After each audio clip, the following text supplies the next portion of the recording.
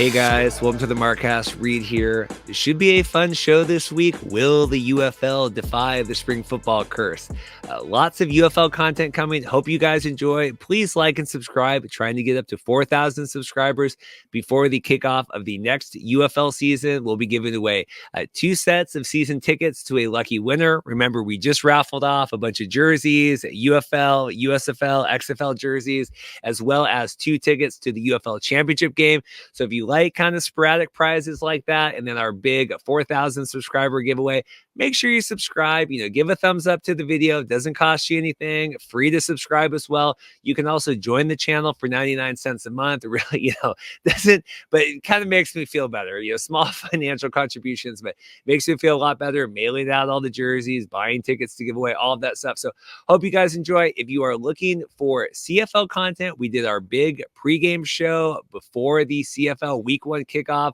The Winnipeg Blue Bombers hosting the Montreal Alouettes. We had the Professor Andrew Murray on board with that, Evan Wilsmore, Jason Hussey. We had the boys over at the Alouettes Flight Deck podcast, Tim and Cliffy. So CFL content this week will be on the CFL pregame show, already on the channel, streamed before that. As I said, lots of UFL content today.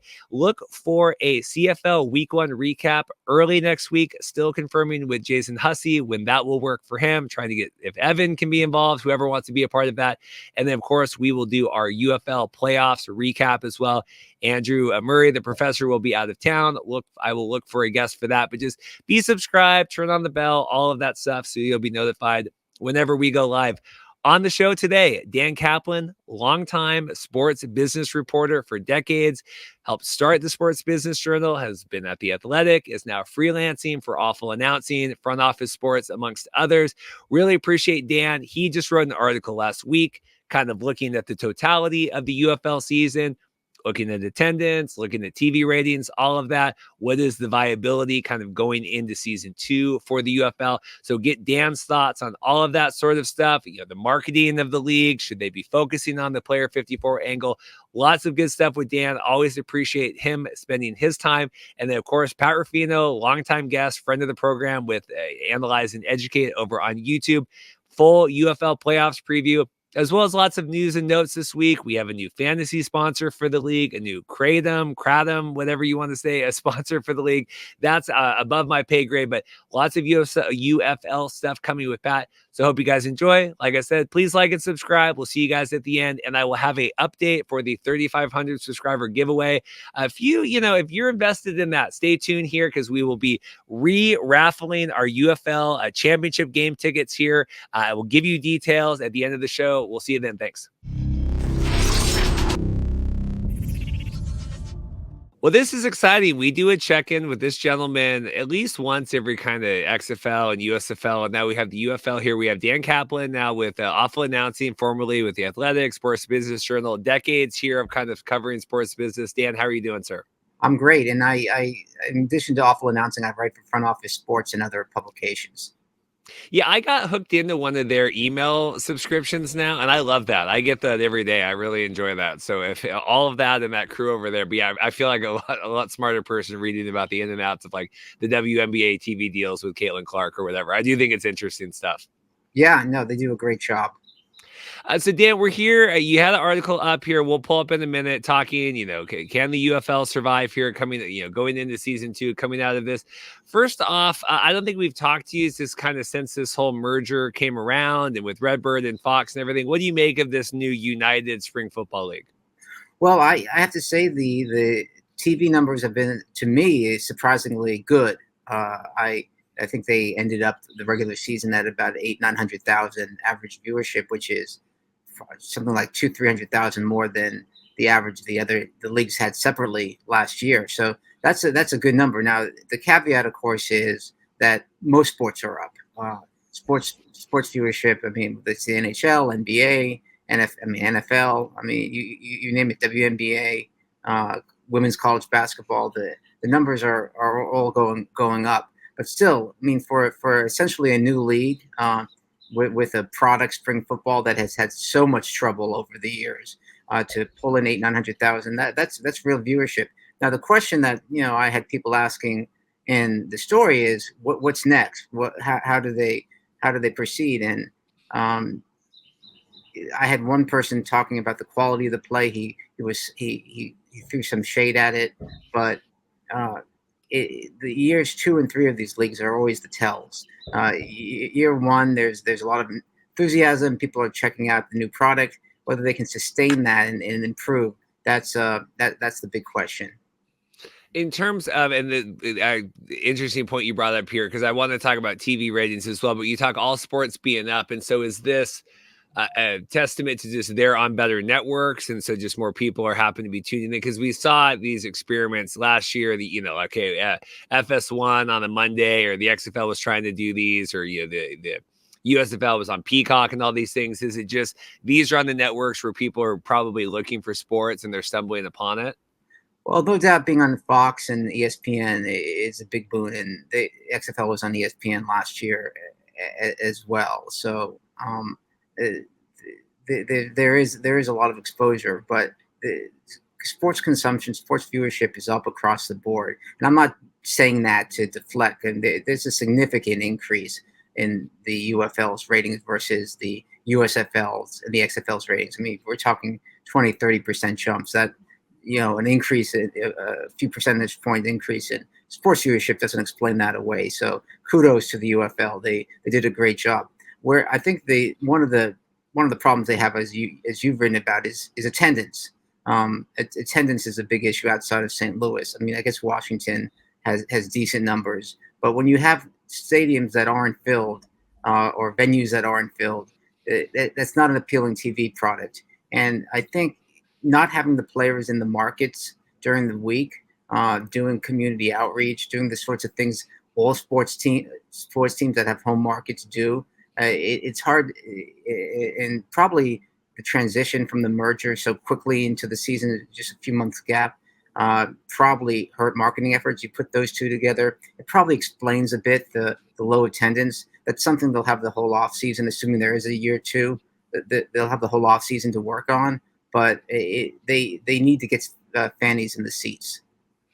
We get a lot of these comments in here. We talk every week on our Monday recaps about that, and people, and I completely understand that the money got brought in at the gate is a fraction of what they're getting off of the TV ads. But like you said, talking about the appealing TV product on that, how big is it a deal? Because I look at it as just another metric of is there local interest in this product? And when we see Michigan averaging or Memphis averaging 6,000 people a game, and this is the second season, USFL or UFL. I mean, they've been in that market 2 years. That tells me, like, okay, maybe there's a national appeal for a football product, but there might not necessarily be a local interest in the Memphis area.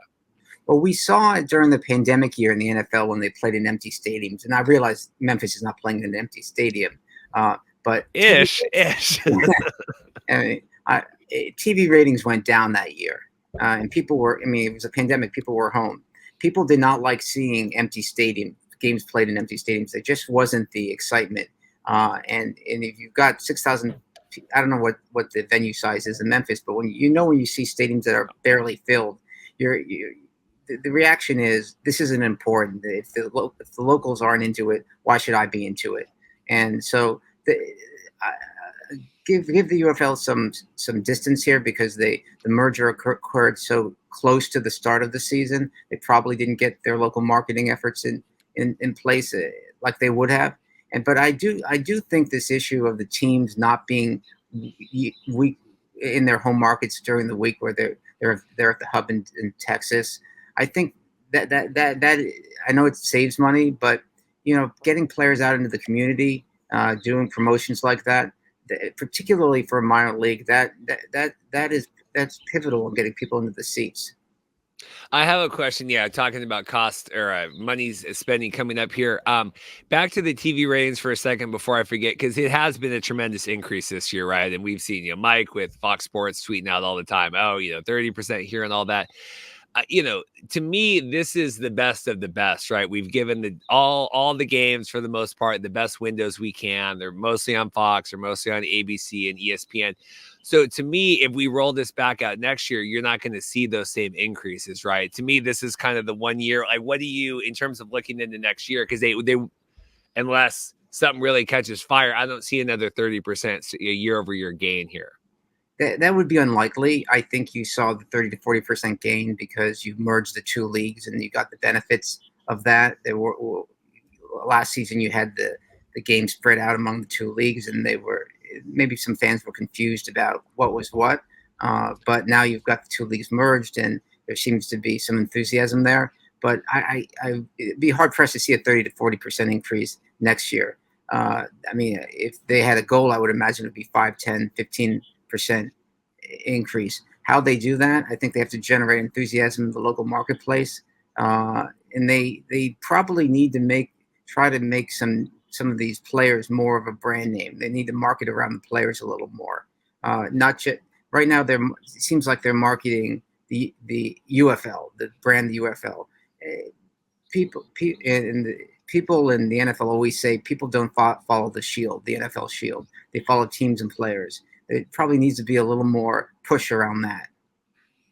And it's okay if you don't have an answer for this, but just kind of in your general life, to me, even last year when there was some overlap of the XFL and the USFL, I said, I guarantee you, 3 out of 5 or 6 people aren't sitting there. Oh, well, this is like, they're just, hey, football's on, I'm watching. They're not, oh, okay, well, this is the one that's owned by Fox, or this is the one that's owned by the right. It's just kind of spring football. Now we're at the UFL. Do you sense that there's any loyalty, or is it just, hey, there's football on in the spring, I'm trying to watch content on the Saturday? Or like, is there really brand loyalty in that way? Well, to get spring football clearly can pull in 500,000 to 1 million viewers. That's been proved the last couple of years.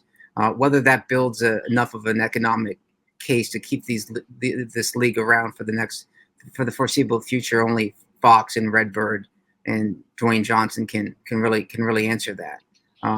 But you need to build brands around the teams and the players, and it's tough. This has been the problem with spring football all along. Is if a player gets good enough, they move on to the NFL. So how do you build brands around players who, if they get big enough, are leaving? So it's a catch-22. You want that top player who's playing great, and people want to tune in and see, but then they don't stick around. So this has always been the conundrum for spring football in terms of marketing it as a business, as a product that people want to view and consume. In terms of local franchise ownership, which has always kind of been the eventual goal of these, and especially USFL, and trying to, hey, we've put these teams supposedly in markets where we see future, and we've talked with the FedEx guy at in Memphis, he's kind of interested, whatever. Like, what would one of these teams have to look like, in your opinion, for someone to actually want to seriously get involved in spending money to have private ownership? Well, let me first say that the sooner they get to private ownership, the better, because the private ownership will do that marketing. I mean, because then it's not the UFL marketing Memphis, the UFL marketing to the Panthers in Michigan. It's there's the dedication at the local level. Now, if you have individual ownership, then presumably the teams are there year round, or at least all during the spring. You move away from the hub system, which, as I've suggested, may cut expenses, but it doesn't do much for marketing in the local markets. I imagine the UFL's game plan is a 3 to 5 year horizon to sell these franchises individually. MLS, I mean, they had the unitary holding structure, which is the teams owned by the league, and they eventually went to selling franchises. And it took a while, but we can see now. I mean, the franchises go for hundreds of millions of dollars. I don't know what a UFL team would go for. I would suspect it would be tens of millions of dollars. But again, I can't emphasize enough. The sooner they can get to an owner owning a team and having vested interest in marketing that team, the better. Because that's right. Like I said, we get a lot of pushback talking about attendance. I go, well, no, if the goal is, this league is not going to hold these 8 or 10, whatever, if they want to add, expansion, whatever, like if they want to add teams or grow these teams, you got to have local. And like I said, if I'm sitting there, if I'm watching the Michigan Panthers pull 7,000 fans, it's like, what am I buying the trademarks? Am I buying, 10% of the merch that the UFL is going to sell? Like, I just don't even know what that ownership would look like, where there's already so many hands in the pot with, Fox and Redbird and, Danny and Dwayne and, everyone else that's involved in that. It seems like it's a lot of cooks in the kitchen. Well, an owner may not necessarily want to keep that franchise in that market. They may want to move it to a different market. Maybe you can answer this. Why I don't know why the league's not in Seattle. That was a very successful market for the XFL. It doesn't. Looking from afar, I couldn't understand why they weren't in Seattle. Other than that, it was a geography issue. Travel costs, renting Lumen Field, right? I mean, that I think the original plan back in 2020, I think Seattle was kind of a Hail Mary anyway to get in there. I mean, I get that. We've talked forever about wanting the West Coast and even just to San Diego if you're not going to do LA or anything, but people talk about taxes and all the kind of stuff going in and out of California. But to me, it's worth it to have that. Yeah. Do you like kind of just the center cut of America? And that's where, they post the map, like where are you rooting from? And it's like Texas to Alabama. And that's kind of all you get of the United States representation.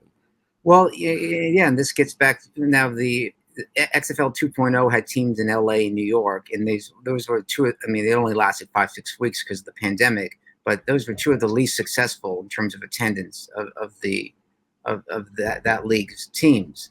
It was hard to break through the noise, but Seattle was extraordinarily successful.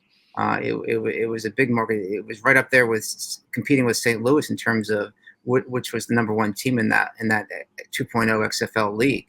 So I'm a big believer that you need fans in the seats. You need that enthusiasm, and that spreads. I mean, there's through social media, through fan groups, word of mouth. That's the way you build these things at the minor league level. So I get that. You have 6,000 fans in a stadium, so if it's 12,000, what's the difference economically? The issue is TV ratings, but there's an intangible benefit from having a big vociferous fan base. Well, we were talking too about wanting an increase year over year. I think, including the New York market or including the LA market would potentially be a way that you would be able to spike a little bit more of that viewership than just like, well, we moved a team to Canton, Ohio, or we moved a team to, Nashville, or we moved a team to to really feel like you're moving into one of these larger markets. That might be something that would spark as well. Yeah, I remember when the XFL went to a press conference at MetLife Stadium. It was shortly before the pandemic, before the XFL 2.0 launch, and Vince McMahon, I guess we can say his name. He's before he was completely discredited. He talked about putting the teams in larger markets because he wanted that big market pull. He knew it was going to be a lot of money. He spent a lot of money for venues and ads, advertising, and all that. But he felt it was very important, and I think most people who were around that XFL felt it was a survivor, that it was going to last if not for the pandemic. So the question is, if you're not in big markets and you're not marketing the teams because you don't have the players and the teams in the markets during the week, how do you do this? This will be a critical off season for the UFL to see what they do, and again, getting back to ownership, getting owner operators or someone who's more than just a team president of each team, but someone who has skin in the game. That would be a big help. I have a question here about from Max, one of our producers wrote in here. I want to get to real quick. Are you surprised because we're talking local marketing, not getting the players? Obviously with the travel and everything, and we're maybe at best we fly them in kind of the morning of and kind of hit a couple things on the way to the game or whatever. But we were just down in Arlington again, just as fans here over Memorial Day weekend. We were in town for vacation. I took my wife to the game there at Choctaw. Until you're in the stadium, you would not know that the UFL exists, the XFL conference, champions are there, that's the base of the UFL. Even just in that market around that, you have Texas Ranger Stadium there, you have Texas Live, you have all this stuff. Are you just at that level, having, signage and banners and things it's just very weird to me that we exist in one of the sports meccas of the world in Dallas and Arlington, kind of that area, and you would have no idea walking around that stadium. Well, that's the argument against putting teams in big markets, is that you get drowned out. You should go to markets that don't have big time professional sports, that don't have the NFL. So it's a debate. Obviously I mentioned the Vince McMahon argument. He went the other way, although New York and LA were struggling, and my guess was if the league had survived, those two markets might have dissolved and those teams moved elsewhere. So, but yeah, I mean, it's tough. You're playing where the Cowboys play, where the Rangers play. I mean, the same area, and it's a big market. I mean, you have to at a certain point step back and realize the UFL is a small business. When you in professional sports, they only have so much advertising budget. They only can do so much. But that's why, I mean, it's so important to build up these local fan bases, because that you're not going to go from 0 to 60 right away. But I'm if they could send some of these players to the markets to do promotional events, community events. I mean, just get that's in an NFL market. The players are out all the time on their off days and such. You're not getting that with UFL, and the UFL needs that. We talk about off-season marketing, and I agree, right? We need to have a plan here, and I don't know if that's a June 8th or 17th, the day after the championship game on, or if we pick back up in December. Like, I don't know what that looks like. I know the XFL last year, they laid off a lot of their marketing people following the season, wanted them to be seasonal employees. Max here has a question. You have a firm like Redbird who has so much experience in sports. Why don't they translate like what works for what they do with like Toulouse, their football club, in terms of marketing, community engagement, creative marketing? Why do they seem so hesitant to dump that same money and resources into something like the UFL, where obviously they know it works, they know they're going to, they see returns on it here? Is it just, well, we don't want to spend as much money in this because it's not as lucrative a property? Well, Toulouse, I mean, it's a traditional sports league, sports team, because you have a team in the sports league in a market, and you can market around that. The players are in the market year round. I mean, this is a seasonal sports league, abbreviated schedule, and you don't have expenses are high. I mean, I think I said in the story I wrote, it's expensive to run a football league. I mean, there's insurance costs, there's travel costs, there's equipment costs. Player costs are not that big in the UFL, but they're there. So I don't know how much they're making from television. I mean, I think it had been reported they were getting a rights fee from ESPN, but how much that is and how much they're getting from advertising, and they're clearly outside of St. Louis, not getting much from attendance, from ticket sales. The people I talk to figure they're losing. It's not a surprise, but probably lost tens of millions of dollars this year.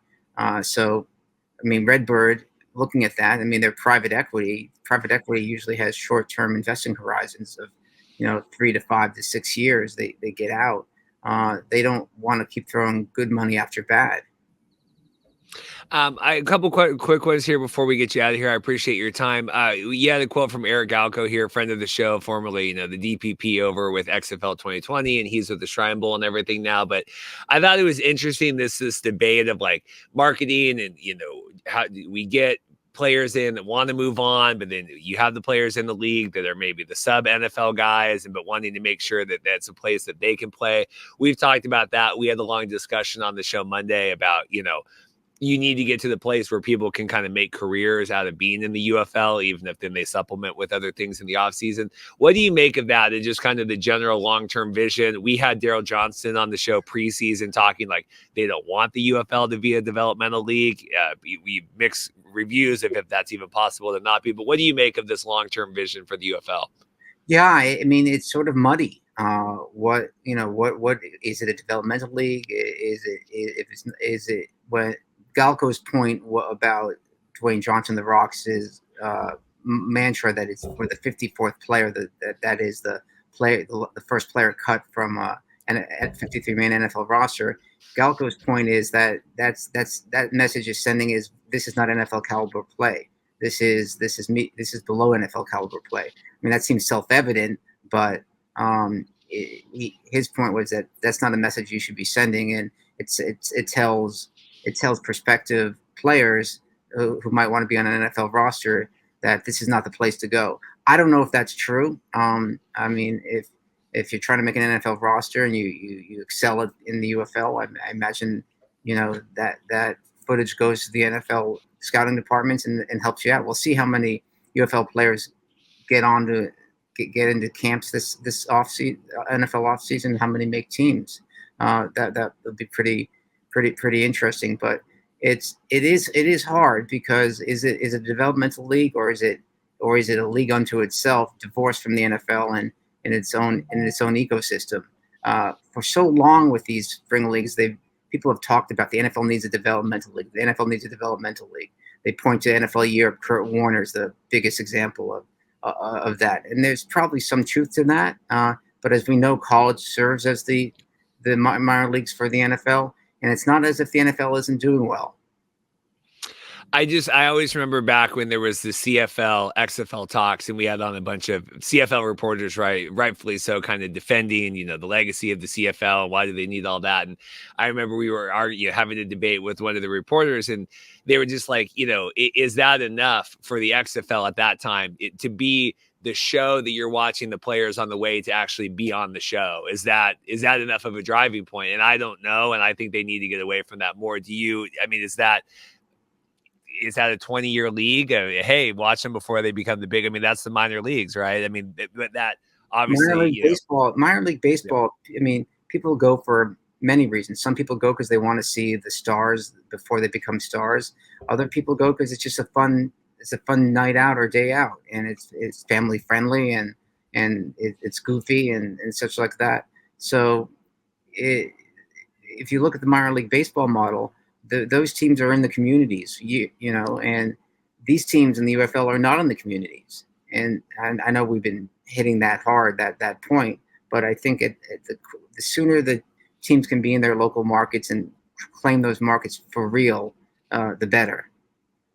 Last question for me here, 2-point. The theme of the episode this week is, can the UFL defy the spring football curse? I think is what I had, basically kind of going off of your article title here. How do you feel going into season 2? And then what would you like to see? Obviously a lot of different things, but kind of one tangible thing you'd like to see them going into season 2, if it is the case. Well, in spring football's defense, we've had almost uninterrupted spring football other than 2021. 2019 with the Alliance of American Football. 2020 we had XFL 2.0. 2022 we had USFL, and last year we had USFL and XFL, and now we have the merged UFL. So there does appear to be interest and demand for spring football, and the people willing to put money behind a league. And to belabor the point about what I'd like to see next year, more team marketing, more getting fans in the seats, getting players into communities, getting players out there promoting it. That's what's going to drive this. I know the teams probably have marketing staff in the markets, but nothing sells football more than the players.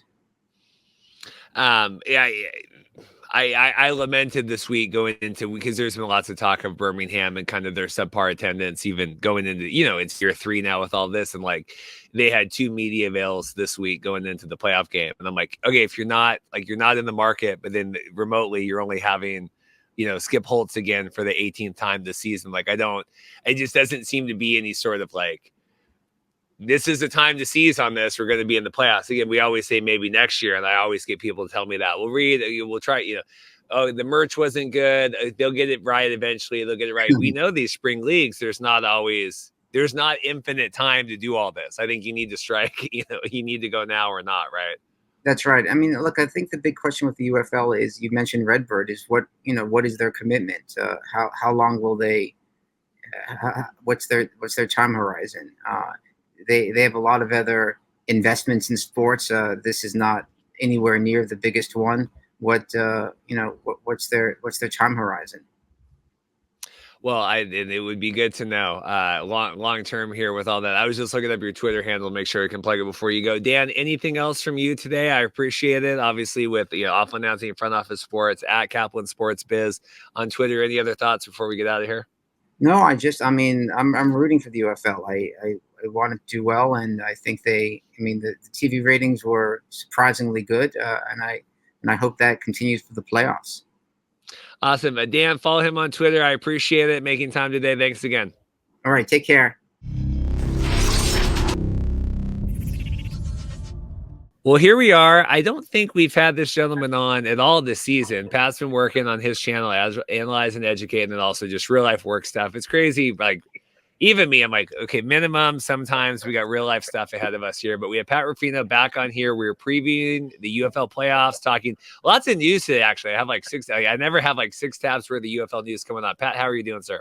I'm doing well, and like we talked about in the pre-show, there is some good news, there is some breaking news, and then there's everything else in between. So obviously, UFL season comes to a close. We're starting to see some kids get the opportunity to work out with some teams, and in my opinion, that's really the best thing about this league is okay. So who's going to go and who's going to stick, and I know we have a bunch of things to talk about in a limited amount of time, but I was going through the NFL rosters the other day, and this kind of brings in the overarching timeline that Andy Murray did a bang up job giving a PowerPoint about. But long story short, TLDR, only like 44 roster spots available right now.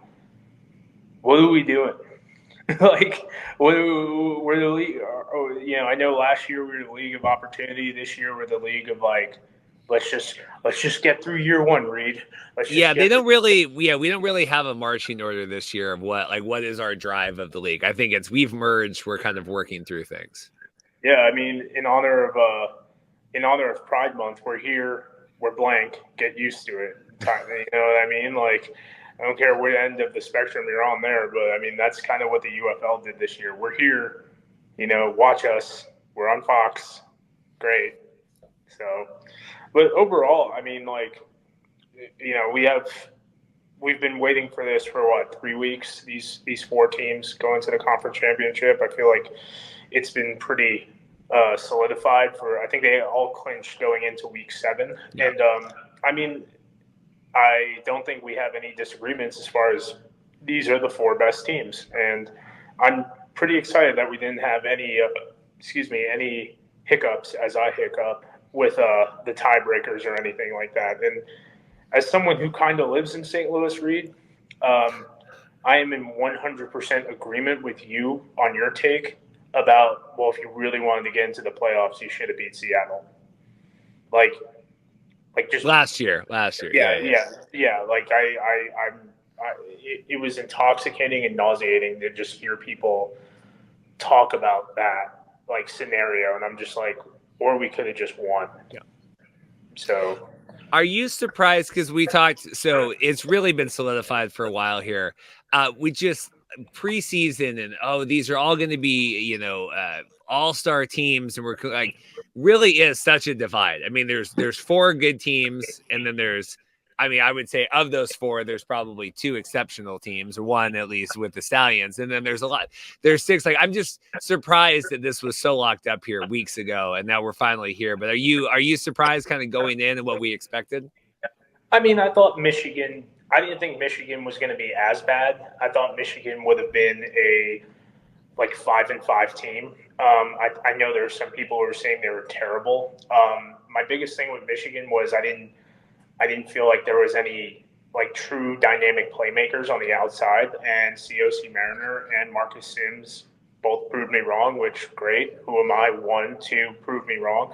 COC Mariner is probably one of my favorite players in this league right now as a football player. I don't know him as a man whatsoever, but Michigan surprised me. I mean, they were kind of like, if you can get over Memphis, you're going to be in type thing. Memphis surprised me. I didn't think their offensive line would be this terrible. I mean, Case Cookus has, at this point, a fetish with getting beat up behind big men. He's kind of like that casting couch meme at this point. Arlington, I mean, you went 4-6 last year. That was a 5-5, 6-4 team to me. I wasn't as low on DC as I think as like Mike was, yeah. But I was definitely one of those guys who was like, it's not going to be that good this year, boys. Like, yeah. There's a lot of holes here. I was like, they lost some coaches, and he's not someone we should care about completely. But I was like,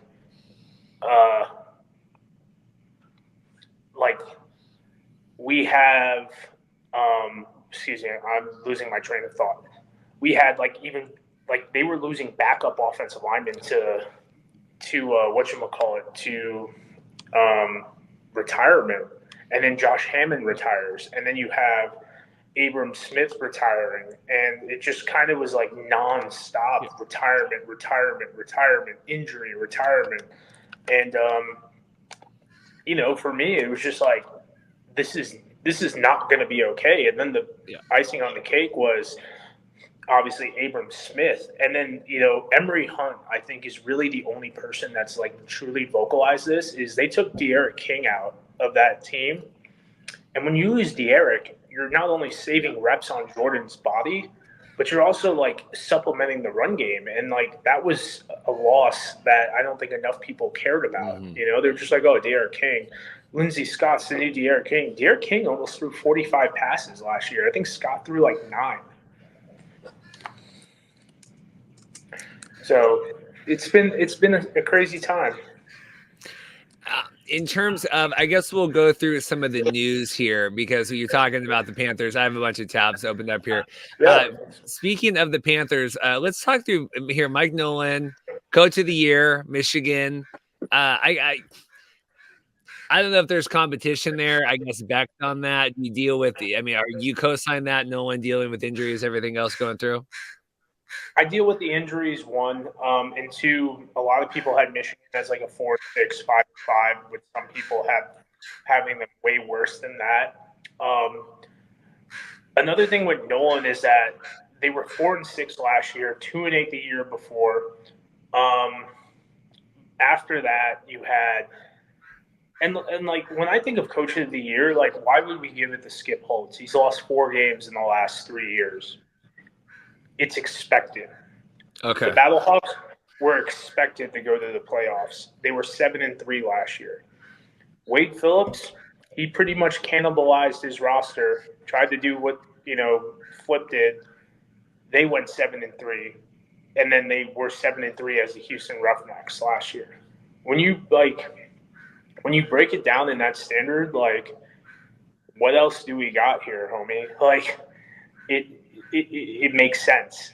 Like Nolan was, in my opinion, the only obvious selection. And I just feel like if you want to like get edgy about it, like I don't think you're reading the tea leaves personally. I'd say that it's interesting. So you go with what's expected versus overcoming. I think they look at that like in the NFL too, like who overcame the adversity or who had the most whatever. I mean, by that logic, Belichick should be a 7-time, 8-time Coach of the Year. I mean, Andy Reid should win it every year. Takes Bryce Perkins, Brian Lewerke. I mean, if you watch the film, you knew Danny Etling was a half-decent player. I mean, E.J. Perry, to me, was kind of an unknown because he only played in two games last year, some limited preseason experience, and he was performing admirably when he played. He was a little erratic, but he was starting to calm down. I mean, you took a bunch of dudes who really didn't, the offensive line, a couple unknowns there. Corey Coleman retires. The defense was great under Colin Bauer. I mean, and how much does Nolan help with that? But in the end, new offensive coordinator, new defensive coordinator, a lot of new faces. And these guys came out and they put together a good season. And I think they match up very well against Birmingham, and we could get an upset there. Well, we'll get into that. So that's good. And we'll talk the game specific here. I want to make sure we get to the and I know that I think time permitting, I think we're working on our own Markcast UFL team. And if that doesn't come to fruition, that's completely understandable as well. But we have the UFL here, the league. I think I put in the description, the league awarded here, right? The league designated UFL team. I don't need to go like point by point through here, but anything stand out, any glaring omissions or anyone that you super agree with? I would have put Sal over Jace. I think Sal was like top 5 in a lot of these categories. A lot of people really were high on Steven Gonzalez. I think Steve took another step this year as well. Matt Casey, he's a swing tackle for the Stallions. I think he could have been the other tackle over Jared Jones-Smith. kind of lacked. Daniel Wise as the interior. I mean, Wise had some great games, but nothing too crazy. Malik Fisher, who's working out right now for NFL teams, he could have been my edge, my defensive end guy. Kind of wanted them to expand on this a little bit, but I'm very curious to see if there was anything with like the union that allowed them to, because I believe they said they're giving the bonuses to these all UFL guys. I love Jake Bates. I just feel like either Coughlin or Andre Schmidt should have got his award. Something they didn't have. How so? How so? I mean, because he's really been the focal point of the special teams all year. Him and obviously Marquette King getting his own private concert after the Renegades game that I was at. With Bates, I mean, it was a lot of glam, and then it kind of fizzled out, which was kind of my argument is when you set the standards so high, you can only come down. I mean, Coughlin was, I think, the highest rated kicker, and then Bates missing a 51, and it was a game winning 51. He missed a 39. Really had issues kicking outdoors, and I think Bates deserves an NFL shot 100%, and they'll probably get it. But in the end, like, just because you hit the ball really far a couple times, like there's 10 games in a season. I think he really tailed off towards the end, and I mean, we'll see what happens, I would have liked them to have a special teamer like the USFL did last year. They had Vinny Papali last year as their specialist, and I just thought that's a neat award because they gave a special teams player of the year award to a special teams guy. Well, no, we have that. Did you? That just came out as we're recording. That with but that's Garrett with Garrett name with Garrett is this? Chris Garrett, yeah. Yeah. So, but to expand on that, they didn't have a all UFL specialist. So the special team, yeah. So like the special teams player of the year could have been a kicker, a punter, a long snapper, return guy, or a gunner, or just a special teams ace like Garrett was. And if you're going to give Garrett the award, why would you not have a special teams specialist there? I mean, they slimmed down on this a little bit. I think it has to be because of the NFL or the UFLPA, because I think that's what they said they were going to do, the bonuses and whatnot. So you think they provided less awards because they didn't want to have to give out as many bonuses? Yeah, I mean, they we're cutting corners on finances. You have two interior defensive linemen. Breland Speaks is not an outside linebacker. Neither is Chris Odom. I mean, he was a defensive tackle when the season started. You only had two interior linebackers. I mean, kind of a little slim pickings over there. You only put one running back. I think you should have had two. 3 wide receivers, no fullback. It just, to me, it just seems a little bit slimmer. I like that. I like the controversy. I like that. I mean, fight me. I don't think anyone would disagree with me. They give Adrian Martinez the all UFL, all UFL quarterback. I wouldn't have picked him. I think you could even, based off the Manny Wilkins experience, you could even value that AJ McCarron is the most valuable player to his team. But that would mean we'd have to do some thinking about what is an MVP. It goes back to my argument I talk about ad nauseum with Andrew Luck was the most valuable player in the NFL for years and never won an MVP because, we don't go off that. We go off stats. Yep. So, what is value? What does that mean? And Marcus Sims kind of stopped existing for 3 weeks, and they couldn't have given it to Justin Hall or Jonte Kirkland. That's who I would have given it to. This isn't just your AJ Love coming through here? No, I think it comes down to value. I mean, if Manny Wilkins, reversed his stat line with 3 touchdowns and 1 pick, they win both games. I mean, he's playing schoolyard football, and I love it. But at the same time, I mean, if they had to change the whole game plan for him, and he looked out of place against the Renegades, which they have a secondary that I'm pretty sure I could suit up and play in. They had Joe Powell. Joe Powell's older than me.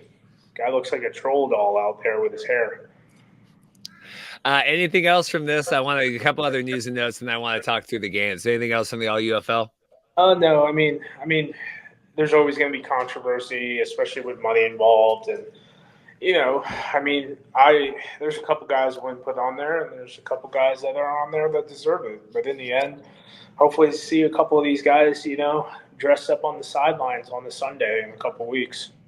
Well, I guess to point out too, right? 14 USFL conference players, 12 XFL conference players. So if you want to add that to your conspiracy pot, right? Any thoughts on that?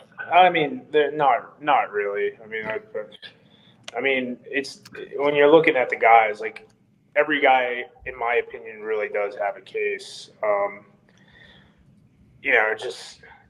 It is what it is. I mean, people got caught up in the controversy of like what conference is superior and whatnot, and I mean, I don't care. I mean, if I'd have way too many other things to care about than just like, you know, wax off to that. And I mean, it is what it is. Like, I mean, I think it's good tweets, it's good engagement tweets, and I know the UFL don't got the blue check mark, does it? So they ain't making any Elon money off that, which costs $11. I'm willing to guarantee they would get that return back. Let's talk through here. We have a couple of different sponsorships here, and then we'll get to the game preview. One interesting thing to me, so I don't know anything about this. Is CBD Kratom? Kratom. So the first time I ever heard about. Well, first off, so Kratom, we have an official partner now with the UFL, CBD Kratom, named the official CBS and Kratom partner. I mean, based in St. Louis, Missouri, right? I mean, yeah, I guess so. Like, I've worked with cannabis industry doing a lot of assessments for them, and they haven't called me, so I guess I'm not as cool as I think I am. But I mean, are you surprised though? I mean, this to me is a slightly out of the box partnership. Yeah, I'm surprised. I mean, I'm not going to advocate one way or the other, based because of work stuff. But I mean, if it keeps the lights on at this point, and it helps these players recover and feel better, I got to support it, right? I mean, this is the closest thing we got to gladiators outside of UFC, and these guys kill their bodies for us for years just for our entertainment. So if they're able to make some money from this, if the players are able to get good treatment and it's all legal and within the confines of the regulation. Mm-hmm. Now, I am curious, though. I don't know about this year, but next year, I don't know how a lot of this drug testing works, depending on how they do it. If you do an ad, or NFL teams, some of these old heads who don't know the difference between THC and CBD and Kratom, does that put you on the blacklist for an NFL team? If you're going out there and you're saying, I'm John Smith, and after every game I rub this, cannabis cream on my body and it helps me recover. Does that put you on the blacklist for some players? I don't know. Interesting. One other thing, and this is a little bit more, I can speak a little bit more about this, but not much, but I do have a lot more thoughts about this. So we're naming Underdog Fantasy the exclusive partnership on the eve of the inaugural UFL Conference final games. And I had tweeted out, I said, this is great to see now. Presumably better late than never here. We have 3 games left in the season. I know we have many DFS and fantasy and all sorts of people that follow the show and have been on the show and talked about this. Cody Main and the established run, like all the different things.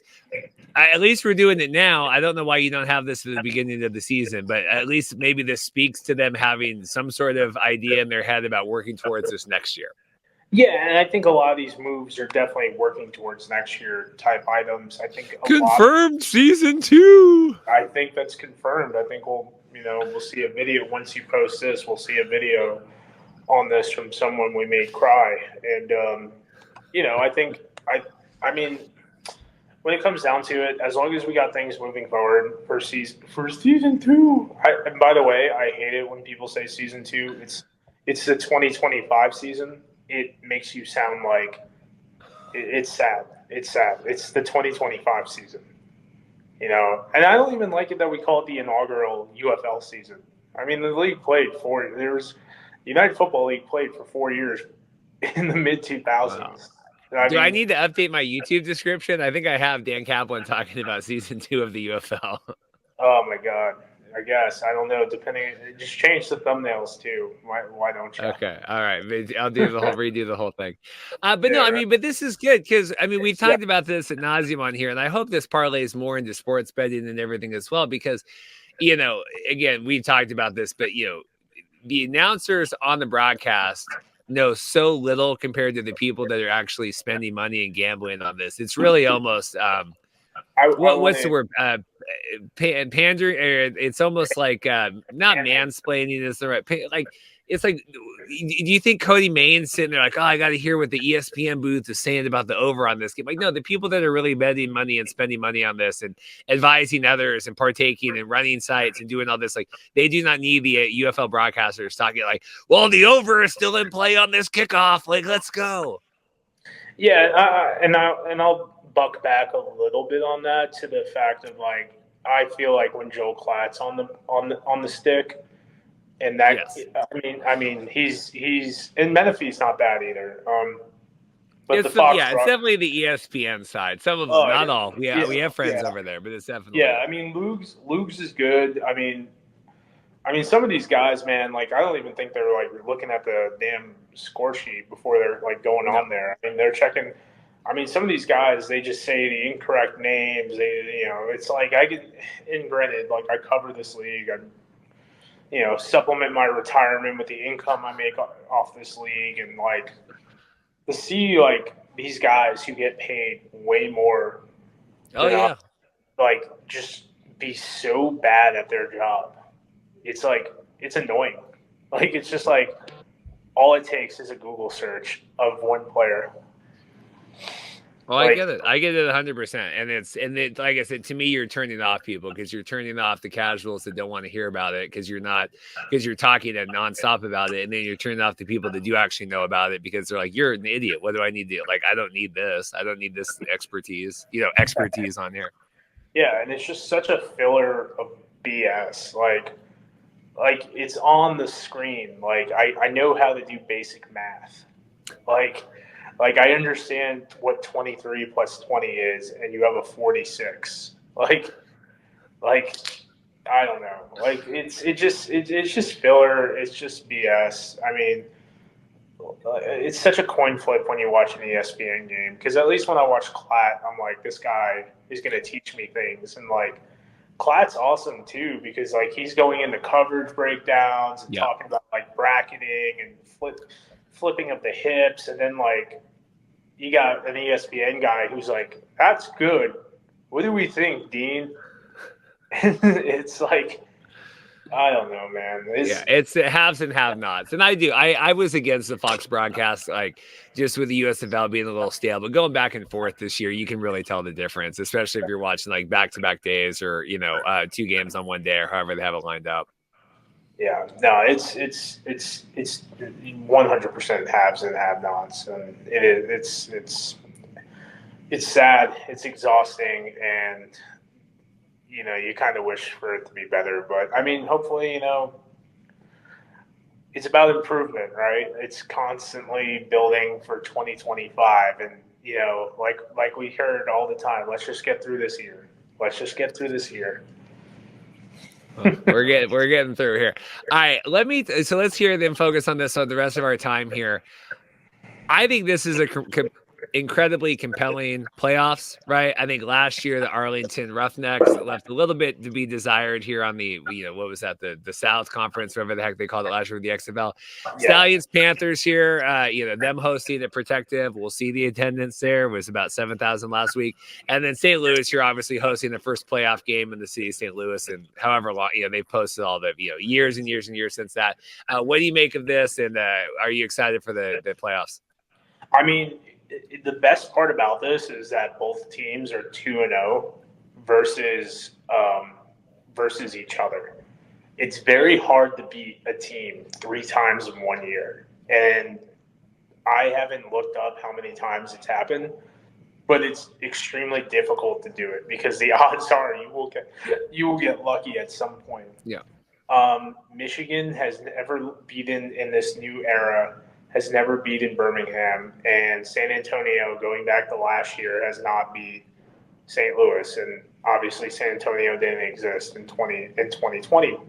So for me, there's that like storyline there, which I find semi-attractive. Mm-hmm.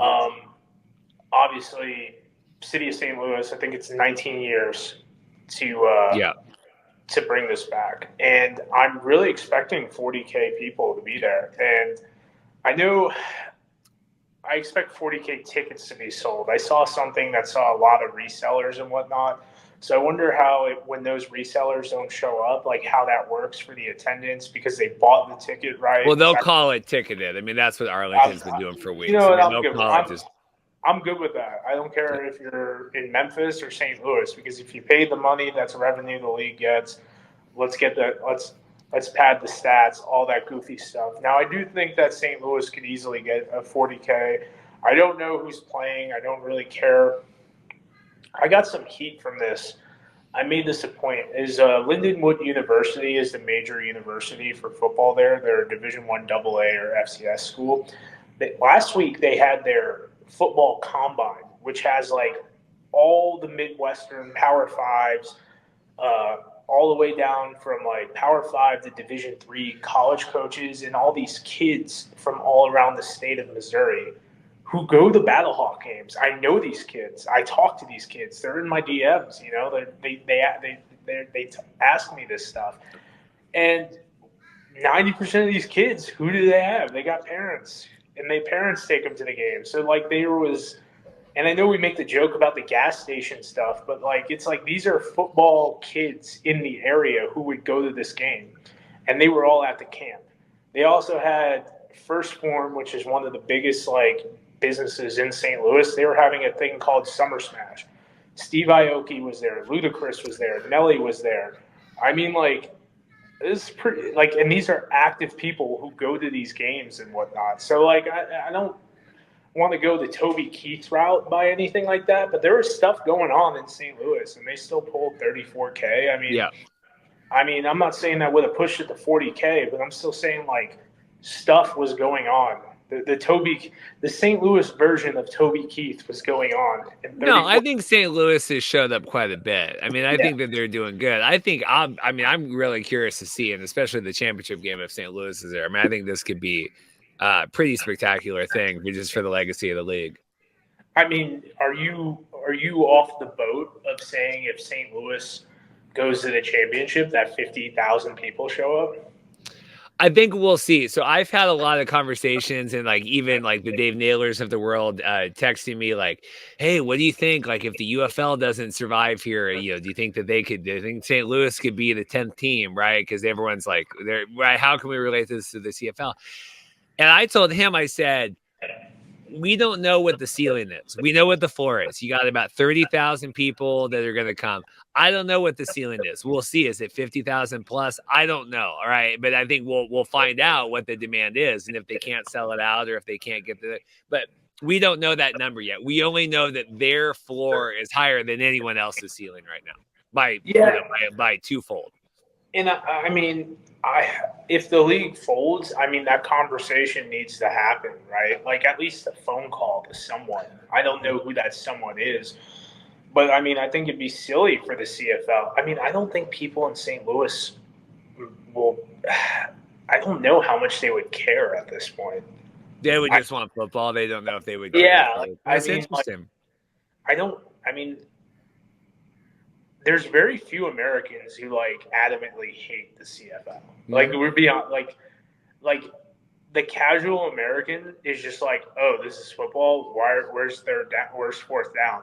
Yeah, there's more Canadians that hate American football than there are Americans that hate Canadian football. I would feel very strongly in saying that. Yeah, and when you have a city like St. Louis that like is starving for this. Like they want this to work. Like they need, because they haven't done anything wrong. They've supported their team and all this stuff. And it's like they've done all this stuff. They've done the right things, and they've been burned from it. Like this is a city when the team moved. They were in the Super Bowl 14 years prior. Like they they were in the playoffs with Mark Bulger. Like Sam Bradford was still a budding, not a star by any means, but like the Sam Bradford like lore was still there where they could be a decent team. You're like, oh, if he just gets one more piece, like people cared about this team. And I mean, like 2020, they get they get a little,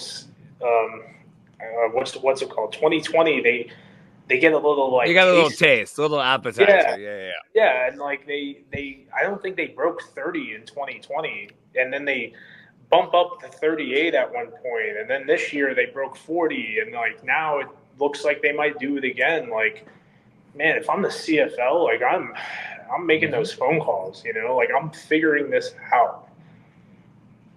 I'd love it. I really would love it. But getting back to the game, like we talk about that. But Yeah, because no, and that's I think it's I'm happy we went down that route too. For the game, people are kind of calling for a Panthers upset here, but in terms of St. Louis Brahmas, I think people have the Brahmas or the Battlehawks favored a lot more. Thoughts on the St. Louis matchup, and then we can talk Birmingham. I think outside of San Antonio, I think you're getting more fans of the league that if you're remotely tied into this, you think that St. Louis going to the championship is the best thing for the league. And I think people are cognizant enough about this. If like they watch your show, they read articles, they just care about this league. Yeah. Like if this is the baseline and they're here as far as caring about the league just slightly, they're like, this would probably be the best thing. Yeah. Because 50,000 beer drinkers and ticket buyers and jersey buyers, all that, that's you're looking at a pretty hefty work day as far as like, volume of revenue coming in. But do you think that the Battlehawks have enough to do that? I mean, I guess that's my question. I 100% do. I think you got AJ another week. It looked like they were very conservative with him. I think a successful season for St. Louis is getting to the championship. So I think it's all the tricks, all this, all that. I mean, what they really need to do is just generate a little bit more pressure from that defensive line. I think there's just a little bit underwhelming. They bring in PETA from last year, and I think the team they were either +1 or -1 as far as sacks that they had last year. They only had 19 last year, and this year they were either at 18 or 20. Their linebackers looking great. Mike Rose, he's still a little bit nicked up, it looked like, but he's when he plays one of the highest graded players in the league. Willie Harvey has put on a master class this year. He's got 4 sacks and a bunch of TFLs. I mean, I personally think like this defense, as long as they get pressure from the defensive line, I think they should be good to go. For their offense, in my opinion, they gotta just open up all the stops, man. They played a little conservative. AJ's obviously maybe not 100%, whatever they want to say, but like with the ankle. But if you're on the field with him, open it up. I mean, Jacob Sailors can take a lot of pressure off your team, and then from there, if you're able to push forward and everything like that, you can't hold anything back. It's playoff football. You're one and done. In terms of the USFL side here, I know we talked Panthers off the top of the show, but them going into Protective Stadium here in Birmingham. I mean, it's like we talked about. I think you're getting Danny Etling back, and he looked pretty okay. And they kind of looked a little conservative and whatnot. Danny Etling is a pretty athletic guy. I know Bryce Perkins looks, like Superman out there, but Etling is a guy who can move around and make plays. And, he's uber athletic. If you look at his preseason highlight film, who, with no disrespect to these players, a lot of these guys are preseason football players.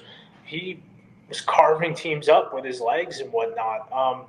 They match up well. That Birmingham defensive line is violent, but Colin Bauer on that defensive side of the ball from Michigan really pulled out the stops, and really when he got exotic coming off the edge and whatnot, really gave Adrian Martinez a lot of trouble. Martinez is not Alex Magoo. He does not diagnose coverages the best way. He does not have, in my opinion, the freedom that Magoo or Jamar had over the past couple of years. When Martinez gets pressure, he looks like a child. He hasn't played that well the last 2 weeks. outside of his 5-game masterclass, he wasn't really maximizing his potential and whatnot that he has had and has shown. In my opinion, if you're getting pressure on this guy, which Michigan has no problem doing between Breland Speaks, even Garrett Marino, Walter Palmore, Daniel Wise, Marino gained like 50 pounds, it looks like, this week, and he's moving better this year, and he's moving better. Little chunky boy, and I could say that because he blocked me on Twitter, so he's not going to watch this. Maybe he does with a burner, I don't know. But you got these guys out there, like it matches up well, and I think Birmingham put their one of their left tackles on injured reserve as well. So it's like, we'll see what happens. And in my opinion, the guy who's running this defense, Kai Nakua from the safety position, him, Bryce Torrenin, Levante Taylor, Nate Brooks, these are all solid fringe NFL guys who if they don't have NFL experience, they're pretty close to having it. And, these are not bad football players on that defensive side of the ball. So if you had to make your pick here before we get out of here, I think pretty confident to say St. Louis on here, but you're a little frozen, but we're still got your audio. St. Louis, and then who do you have who do you have for the XFL and the USFL conference? I got Birmingham because, I've bet against Birmingham a couple times just because I usually do it like 2 or 3 times a year, just because it's hard to go 10-0. But I mean, Birmingham is the champions until they're not. and I mean, Michigan is hungry.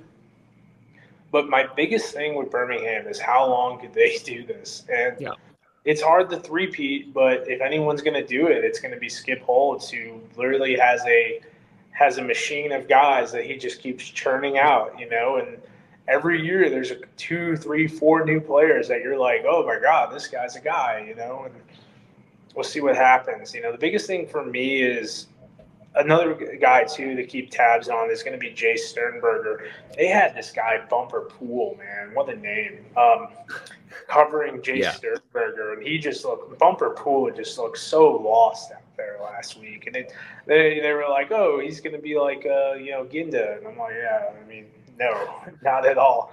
So if you can line that matchup with Sternberger in the slot and kind of work, especially if they're going into like a cover 2 zone, which is one of the safeties, you have a nice little gap between the linebackers and safeties. Poole cannot cover that whatsoever. And Nakua, if he's going to bite on that, he could get beat on a double move, which is what I would do if I was Skip Holtz and company. So we'll see. But, there is a little bit of drama with the John Chavis leaving and the Corey Chamberlain. They've given up more points and whatnot, but we'll see. I'm excited to see it. Well, Pat, it'll be good. I appreciate it. Extended time today, I know, and then obviously Pat doing his own quarterback rankings and everything over at Analyze and Educate. Anything else from you today, Pat, founder of Creative Arts? Founder of Creative Arts. No, I mean, after the season, we'll do our all-UFL team. If you're a player that's watching this, we actually made certificates. They're nothing fancy. They're going to be on nice paper and everything like that. But if you want a certificate and you are a player, I'm not going to make 90 for all the players because I feel like only 4 of you will want them. But if you're a player and for whatever reason you're watching this, and don't act like you don't, because Reed has referred you to me for certain things when they're like, hey, Reed Johnson, or no, they probably called you Mark, by the way. But they were like, hey, Mark, do you know anything about this? And be like, oh, talk to Pat. And yeah, so if you're watching this and you want to serve, we'll tag you, all that stuff. You know how I need that Twitter engagement, so I'll repost the video and whatnot. But yeah, we want people to know that we care about you, and maybe if I'm feeling really motivated, I'll edit the Wikipedia pages and put the all-UFL Markcast on your thing. So yeah, that's something we wanted to do. Just know that people care that you exist, and we appreciate you entertaining us and putting your bodies on the line. Well, Pat, I appreciate you. Thanks for making time today. We'll catch in with you soon. Stay safe out there. Always, always. Huge special thanks to both guests today coming on. Dan Kaplan, always appreciate him spending his time, extended overtime with Dan today. And then Pat, as always, making time to come on the program to talk through all the UFL stuff. Really appreciate that. As I said, look for a CFL recap coming early next week, as well as a UFL playoffs recap. We'll get both of those scheduled. Just, subscribe to the channel, hit the bell. You'll be notified for all that stuff when we go live. And then as a reminder, we will be live Sunday, June 16th in St. Louis for the UFL championship game. So we will do the recaps early next week. There will be no Friday episode next week. We will be live on Sunday. Pat will be there, either remote or in person. Andrew Murray will be there. Anthony Miller. Maybe we'll get some more remote guests, but I will post all of that stuff. So no regular Friday episode next week. We'll be live. Lots of live content next week. So hopefully that is okay with everybody. A couple last notes. All the giveaway items have been claimed, save for the Brandon Silvers jersey. This is your last chance. Go back if you were invested in the Brandon Silvers giveaway. Announced the winner last week. You need to go back. If that's you, send me an email, themarkcastpodcast@gmail.com. Otherwise, I do have a runner-up winner for that. So this is it. I would say probably by Monday, if you haven't claimed it, we will be releasing that to the backup winner. And then the winner of the UFL championship game tickets to sit with the Professor Andrew Murray, 50-yard line. I think it's row M. That winner will be out of town, unable to claim, unable to utilize those tickets. So here is the deal. It is right now as I record this, June 6th, you'll be listening to this on June 7th. You please comment on the video, say, I want to win the tickets, UFL championship game tickets. You need to have tickets be in your comment, because I'm going to search through the comments. I'm going to get all of those. And then Monday morning, Monday, probably midday, Monday the 10th, I will go through and I'll post a video. I'll do the wheel thing, but I'll just do a pre-recorded to give that away, because you guys, we got to, there's no time here. The championship game is the 16th. So if you're invested in that, going to the UFL championship game, comment some sort of, I want the tickets, entering into the tickets. You need to have tickets be in your comment on this video. I will go through Monday morning, Monday midday, and we will post that. So that is how you will win the tickets. You will be sitting row M with the Professor Andrew Murray. We had another set of tickets that a wonderful listener, I guess, donated to us to gift out. We gave those away for the UFL recap. I guess it was on Monday or Tuesday, whatever that was, Andy and I. So you never know when you could win you could win a free jersey or a free set of tickets. So make sure you're subscribed. We'll see you guys next time. Hope you enjoy the rest of the CFL week 1. Hope you guys enjoy the UFL playoffs. We'll see you next week. Take care. We'll see you next time. Thanks.